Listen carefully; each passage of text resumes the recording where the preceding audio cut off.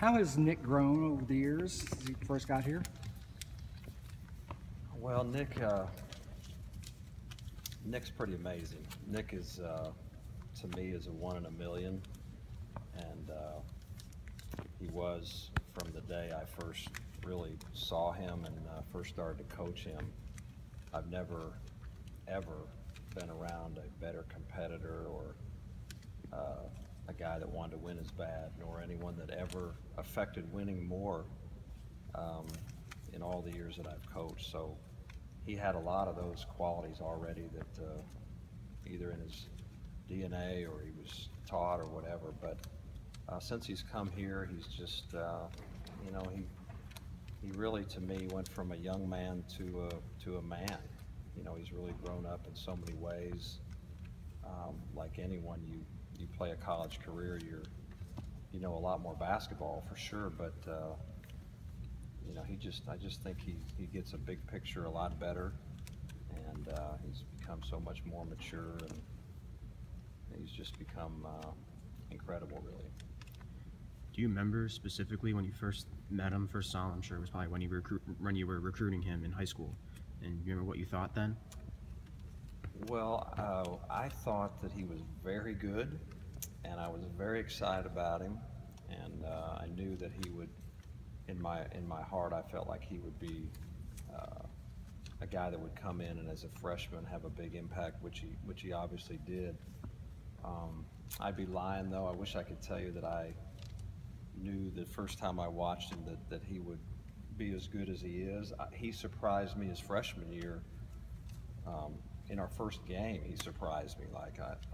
I started to see the things of his will to win and his fight, and when the game was late, how badly he wanted the ball, and all those kind of things that are really unusual for a freshman. So he exceeded what I thought from day one, and then of course you guys have been watching the last 3 years here of him playing. You didn't get to watch his freshman year, but just to watch him get better and more confident, and have any of you ever seen a guy? I think I've probably coached 25 or 30 NBA players, something like that, and with great respect to all of them, I've never seen any of them in college impact the last 4 or 5 minutes more often than he does. I've never seen anything like it. He's a one in a trillion. I've never seen a guy that will refuse to lose and is going to do whatever it takes, particularly late in the game. Nic's the best I've ever seen that way. Was there ever a point when he stopped surprising you, where you came to expect that kind of performance? Yeah, there was somewhere in the middle where we all started to expect it, but also kept thinking, you know, there's going to be one of these, you know, the odds. I mean, there's one of these nights. Surely he's just not going, you know, not going to have it, and he just. I mean, it's incredible. I've yet to see that one. You know, he was limping around the other day, could barely run, and he still managed to find a way to hit the big shot and make a big play, and you know, he could barely even run. So he's gone past what I could ever imagine. Greatest competitor I've ever coached. What do you think the future holds for him? I hope what he deserves. I hope he gets what he deserves. I love basketball. There's a million great things, you know, about it, and a million great things I could say. But you know, one of the things that's tough about this sport is you can be the greatest player. Nic is a tremendous basketball player, and he deserves to be in the NBA. I mean, he's one of the great basketball players in our country. He is. But you know, how much is it important to be 6 foot or 6'6" or 6'8" or 6'10", we'll see, but for me, he, without question, deserves to be an NBA player, and if given the chance, you know, not everyone knows his heart, but we know his heart, and the competitor that he is, and he'll find a way to succeed. He will. What are your emotions like going into his final home Terrible, game? terrible. Honestly, it's always really hard when the seniors, it's a very difficult period, because you just really grow to love your players, and the longer you're around them, and you know, spend a lot of your life with them and go through so many things. So it's always very difficult. But if you think about, for me, you know, I left. How many times do you see this happen, where the head coach leaves and then a player follows him? So can you imagine what he means to me? Because I don't know if I've ever seen that, honestly. And for him to have that kind of a loyalty, he will always have a special place in my heart. I mean, I feel like he's part of our family as it is. So that really has affected me. So I've also been with him for 5 years. That's a long time, and honestly, I can't even imagine. You know, it's been so long. I'm so used to having him around and knowing he's always going to find a way to win the game that can't even imagine next year not having him here. So hopefully we'll be watching him on TV, but it's going to be hard for all of us. But I can tell you for sure, it's definitely hard for me.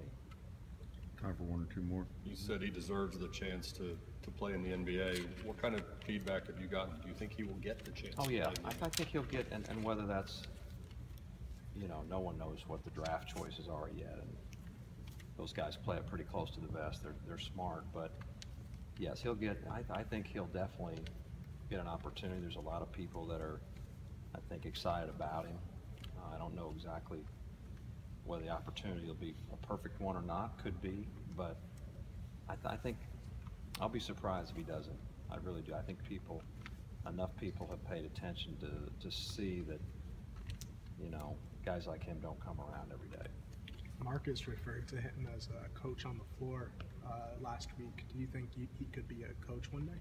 Oh, he'd be a great coach. Be a great coach one day.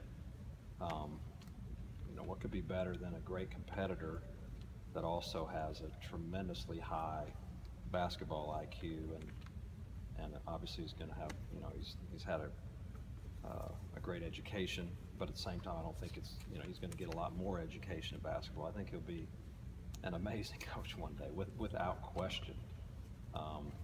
His biggest frustration, without doubt, will be that not everyone on his team wants to win as bad as he does, so he'll have to deal with that, which a lot of coaches do at times, but he'll be terrific. All right. In Anything else? all the time that you've been with him here, the 5 years, or even back to when you were recruiting him, is there a moment or a memory, even a conversation that you guys had that really sticks out to you?